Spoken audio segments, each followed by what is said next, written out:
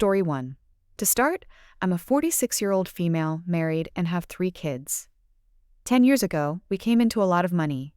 I worked hard in my specific field, which earns a lot. I had done some smart investments, and they have paid out.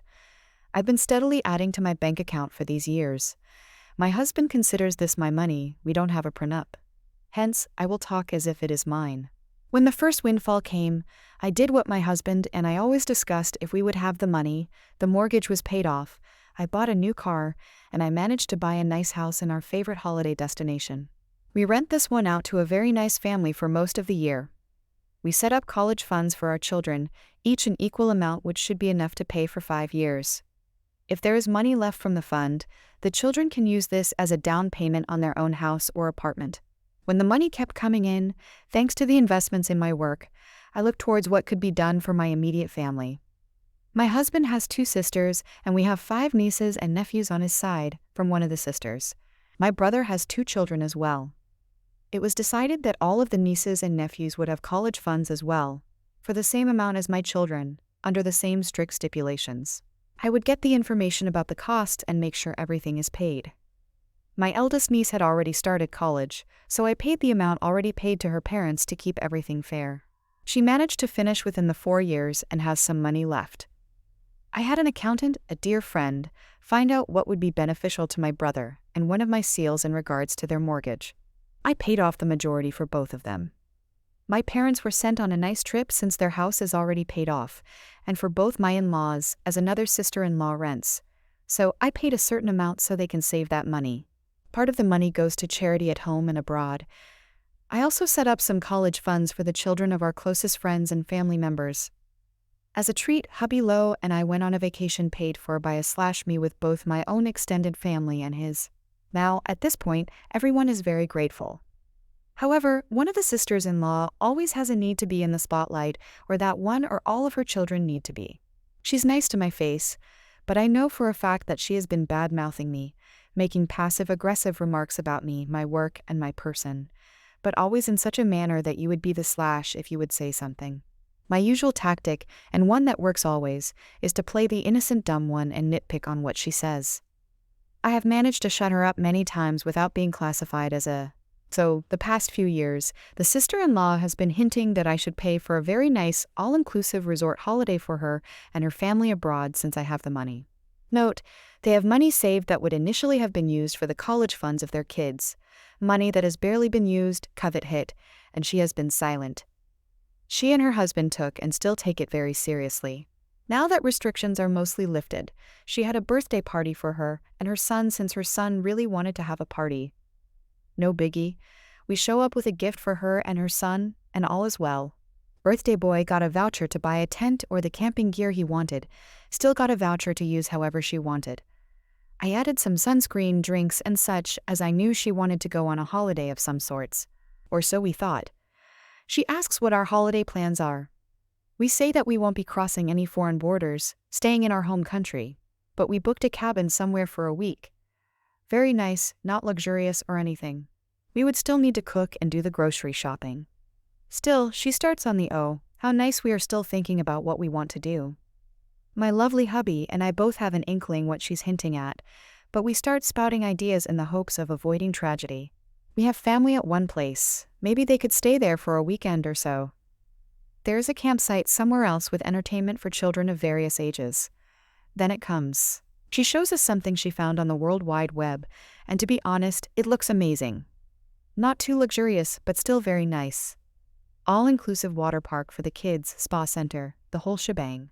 Price tag for a family of $7,35,000. So hubby says that's a lot, but it's glad they saved so much to do this. Still then goes, we don't. We thought you would be paying for my birthday gift. Say what? People, she just told us what she was looking at. No, scratch that. She expected me to give about $35,000 as a gift for her birthday, just because I have money. She goes on that I earn enough in their family, our godson, other nieces and nephews have been promised already, and so forth. We all sat in stunned silence. Birthday boy and 2 of his sisters even looked up to see what we would say while playing with our lows. Hubby just started laughing, thinking it was a joke. Phil just sat there and looked on, and I did a seemingly very good impression of a fish. No, Sil was dead serious. You have the money, you can just give it, you won't miss it. This woman has shown her disdain for me and my work many times in a very sweet passive-aggressive manner, so that it is hard to call her out on it. Me, hubby, and even her father still have done so. I just sat there and listened to how she widened her eyes, trying to look sweet, something she does every time she wants something, and giving all the reasons why we should give the money without counting the voucher we gave her. I then regain my wits and just say the full sentence she didn't want to hear. Me, no. Sil, but you have the money. Me, I have money, that is true. Still interrupting me, oh that's great. Me, but I won't. Still, but we deserve it, you won't miss it, we're family. Me, yep, unfortunately, you and I are family now. I love being family of your kids, however. Me, fact, we're indeed family, fact. We all deserve a nice holiday after the fluff show called Covet. False, I would surely miss it since it won't be in the bank account intended. That one is a joke. Sil and Bill continue to rant about how much they think I should pay for it. Me, listen, you have shown many times you do not respect me or my line of work. You do not respect the fact I worked very hard, made sacrifices to earn this money. You do not respect the fact that I have paid off your mortgage, paid for the college education of your kids, and even some money for their own place. You badmouth me, call me names, and even told people my hubby should divorce me. Sil is trying so hard to deny it. Phil calls me a liar. Phil joins in and sides with me. Her own children tell their father that they have heard their own mother say horrible things about me. Birthday Boy even recorded one conversation she had with someone while he was making a TikTok video. He showed this. Bill went mute. Conversation continues. Sil notices she won't get the expensive holiday she wanted. Fine, then don't pay for this holiday. The least you can do is pay for our plane tickets and let us stay at your holiday home favorite holiday destination. Remember, I rented out to a local family for most of the year. Due to COVID, they have to stay there as they can't or are afraid to travel. Me, not happening. First of all, the family can't leave. Second, you don't get to make demands. The voucher you got has a very generous amount of money on it for you to use the way you please, maybe toward a holiday. Third, we already went on a pay-by-a-slash-me holiday, so you've got a paid-for holiday already. Fourth, if you want more money, then get a job that will pay more. You have a degree. Last, you treat me like crap and still expect me to just hand over my hard-earned money. Sister-in-law starts the waterworks and turns to her father, who completely sided with me. He told her he understood me. He told her he knew how hard I worked and the sacrifices me and hubby made for this. Hubby is pissed. He sees red and tells his sister in no uncertain terms that this won't be happening, and how dare they. He tells her that we're leaving. We pack up the kids and go home. Later, we got a call. Mill has FM tendencies, as this Sil is her favorite. She tries the whole spiel on how hard they had it before I came into money, and helped them, etc. Hubby dealt with her perfectly, and she understood after a lengthy conversation. Now, here is where I just laugh. Apparently, Sil's kids are pissed that she pulled this stunt and went full rebel mode. We have a great relationship and seem afraid that this would influence it. They managed to come by, and we had a heart-to-heart. I told them we didn't blame them for the actions of their parents. I explained to them the reasons for not handing out money like that after the initial gifts. The youngest seemed to side more with mom and dad, but the rest said they understood. They know about their generous college home funds. I stated to them that we wouldn't want for them to do anything against their parents as they still live there. They stayed for dinner and then went home. As of now, the kids are barely talking to their parents. They still do their chores, let them know things, but that's it. FM in the form of other family members came in as Sil had sent them messages and called them. A simple Facebook post by a birthday boy with a video put a stop to that.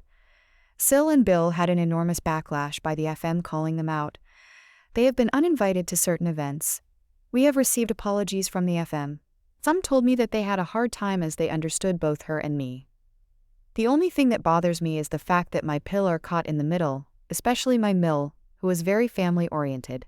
I know some of you will wonder why I just won't give the money. One of the reasons why is the way she has treated me even before I came into the money. Another reason is that I simply feel uncomfortable just handing out money. I simply ask you to give your opinion in a kindly fashion. Am I the jerk for not paying? Story 2. Landlord screwed with the wrong tenant for too long. I start off by noting that I spent about 2 decades working in security. During that time I worked many different types of security in many different locations.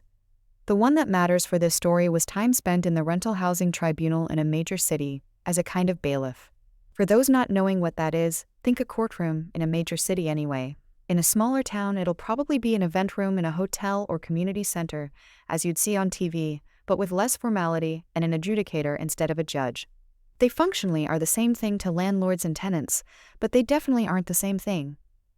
This place exclusively deals with landlord and tenant disputes and is the only place to resolve landlord and tenant disputes. Note that I wasn't a bailiff, and it wasn't a court, but these terms mostly accurately describe the situation and my place in it. For 2 years I worked at the rental housing tribunal. It was early in my time in security. I was 18 to 20-ish. Being as it was a major city, the sheer number of cases I sat through was beyond my ability to count. I saw everything there was to see. No one is capable of surprising me with a story because I've seen them all. In detail, as a side duty of mine was to ensure all parties had copies of all evidence being presented. I did a lot of photocopying and always read/inspected everything I copied to ensure nothing got cut off or made illegible. By the time I stopped working there, I probably knew the way everything worked well enough to be an adjudicator myself. Well, no, obviously not, but I'm certainly in no need of a lawyer, either should I ever have need to go there. I also had intimate knowledge of how the system worked beyond the actual rules. Like, for example, adjudicators would always give a little leeway to anyone representing themselves over someone who had a lawyer. Or how pissed off adjudicators would get when a party was speaking out of turn. Seriously, do not do that. Skip forward almost a decade. I left the city and am in a fairly large town in the same province, same tenant laws. I have a few roommates in a decently sized townhouse. We get along well. But there's a problem. Only I can write checks, and our paydays don't line up. So I'm the one who pays the rent, and I usually can't do it on the first because roommates don't usually all pay in time. We advise the landlord we might be a day or two late, but we'll always have it by the third at the latest. They have no problem with it at all. I spoke to them myself. For about a year this works fine. No complaints from landlord because even if we're often a day or two late, we always pay. We're also fairly quiet and don't damage the property. Nearly model tenants. I do not actually have any idea why, but one day this changed. I suspect a different person in the company started overseeing the region. One day, suddenly we got a summons to the rental housing tribunal, hereafter to be referred to as RHT, on the 2nd of the month for failure to pay rent. This doesn't actually lead to a case because we paid the same day, but now we have to pay the application fee the landlord paid in order to serve the summons. I bitched to the neighbor who was also the superintendent and eventually heard back that their contact at the company was now demanding first of the month, no exceptions. Well, that really didn't work for us, so we probably had to pay that fee 15 to 20 times over the next 2 years. I could have gone to tribunal over it, but we were technically without a leg to stand on, and I knew it. Maybe if I win enough times I can ding them for harassment, but I don't have time for that, and my roommates don't care. After being split between us, all the fee wasn't enough deterrent to change our behavior, so we accepted it. If this was the only issue, there wouldn't be much story though. At around the same time, the rent leeway vanished. So did mandatory maintenance. I'm not going to list everything that went wrong and wasn't fixed. You'll get a decent idea at the end. We suffered through it. We were all working too many hours at shit pay to be able to actually do anything about it. We adapted. But after about 2 years it broke. Everyone but me up and moved out for various reasons within a 4-month period. I'm not going into any details on my roommates at all because things kinda exploded for a couple different reasons outside of this. No reason to dig any of that up. I had been saving up a while and was able to quit my job without having to immediately get another, so I suddenly had a lot of time. I didn't want to stay and pay the rent by myself or have to find new roommates I could live with, and with my experience in the RHT, I knew I had the landlord by the balls, so I went for them. I stopped paying rent. Annoyingly, I didn't get a summons the first month, but I did the second. So I went. With a meticulously documented plethora of evidence of failure to maintain the property and entering the property without formal notice. I had a copy for the landlord and a copy for the adjudicator. I know from experience that technically you're supposed to give the other party the evidence before the tribunal, but I also knew about that leeway an adjudicator gives to those who represent themselves. So I didn't give the landlord the evidence until our case came up, 100% total ambush.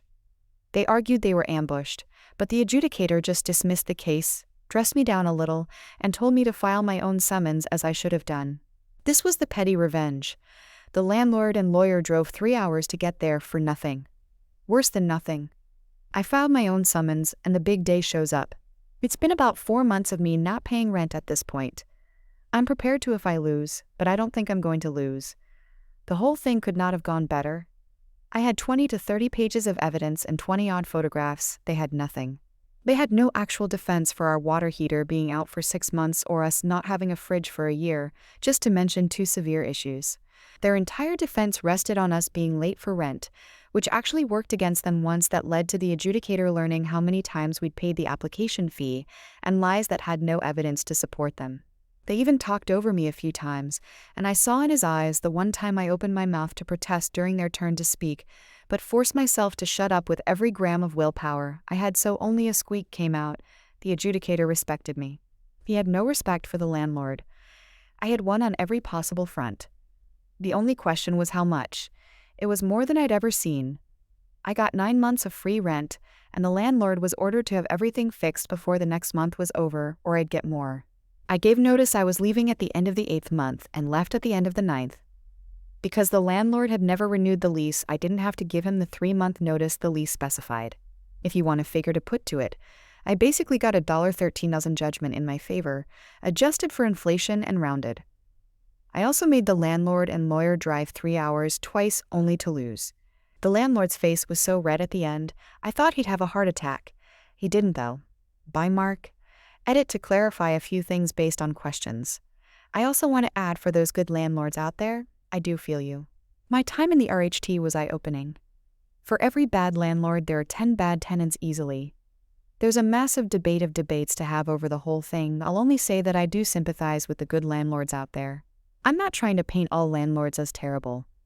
This is the only landlord I've ever had that was so useless. Edit.